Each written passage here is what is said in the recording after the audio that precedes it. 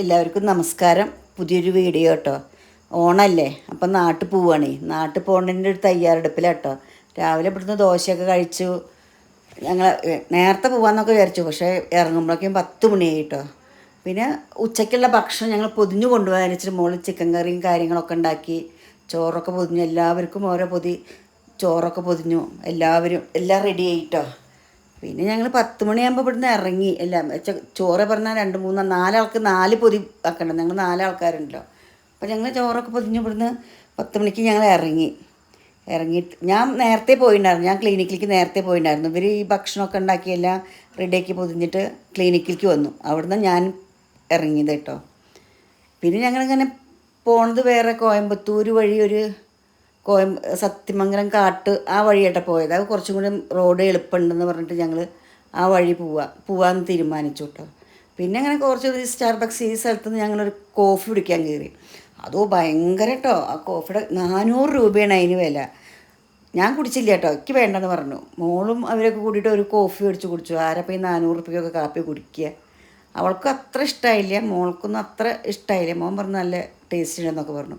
ഇത്രയും വില എന്ന് പറഞ്ഞാൽ തന്നെ നമുക്ക് ഭയങ്കര ടെൻഷനാണല്ലോ. പിന്നെ ഞങ്ങൾ അവിടുന്ന് ഇറങ്ങി എല്ലാവരും. പിന്നെ അവിടുന്ന് അവൾ കുറച്ച് അങ്ങനെ നടന്നിട്ട് പിന്നെ അവിടുന്ന് ഇറങ്ങി. പിന്നെ ഞങ്ങൾ ഒരു സ്ഥലത്ത് പോയിട്ട് പിന്നെ ഞങ്ങൾ വെയിൽ നോക്കിയിട്ട് തണലുള്ള സ്ഥലം നോക്കി പോയിട്ട് ഉച്ചയാവാറായില്ലേ. അപ്പോൾ തണലുള്ള സ്ഥലം നോക്കി പോയിട്ട് ഒരു മരത്തിൻ്റെ ചോട്ട് പോയിട്ട് കാറൊക്കെ നിർത്തിയിട്ട് ഭക്ഷണമൊക്കെ കഴിച്ചു. അവൾക്ക് നല്ല സന്തോഷമായിട്ട് അവൾ ചോദിക്കുക, ഇത് ഹോട്ടൽ ഇവിടെ എന്താണ് കസാര ഇല്ലല്ലോ എന്നൊക്കെ പറഞ്ഞിട്ട് പറയാൻ തുടങ്ങി കേട്ടോ. ഇത് ഹോട്ടലാണോ, ഇത് കസാര ഇല്ല, അങ്ങനെ കുറേ. പക്ഷെ അവൾ ഭക്ഷണമൊക്കെ കഴിച്ചു കേട്ടോ, കുഴപ്പമില്ലാതെ. ഞങ്ങളെല്ലാവരും ഭക്ഷണമൊക്കെ കഴിച്ചു. പിന്നെ ഞങ്ങൾ വേസ്റ്റ് എന്ത് ചെയ്യണം എന്ന് ഞങ്ങൾക്ക് ടെൻഷനായി. അവിടെ പിള്ളേരൊക്കെ ഇരിക്കുന്നുണ്ട്. പക്ഷേ പ്ലാസ്റ്റിക്കിൻ്റെ വേസ്റ്റ് ഒന്നല്ലോ, ഇതല്ലേ എലിയും കടലാസും അല്ലേ. പിന്നെ ഞങ്ങളൊരു 4 മണിയാകുമ്പോൾ ചായ കുടിക്കാൻ വേണ്ടിയിട്ട് ചായ കുടിച്ചു. ഞങ്ങൾ കാറിലിരുന്നേ ഉള്ളൂ, മോനത് മേടിച്ചു കൊണ്ടുവരേണ്ടായത്.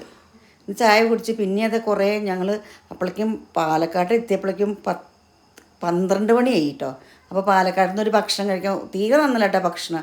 ഇവരൊക്കെ ബിരിയാണി കഴിച്ചു. ഞാൻ 2 പൊറോട്ട മേടിച്ചു. 2 പൊറോട്ട തന്നെ കഴിക്കാൻ ഭയങ്കര ബുദ്ധിമുട്ട്. തീരെ കഴിച്ചില്ല. ഒരു പൊറോട്ട കുറച്ച് കഴിച്ചു, ബാക്കിയൊക്കെ ഭയങ്കര വേസ്റ്റായി.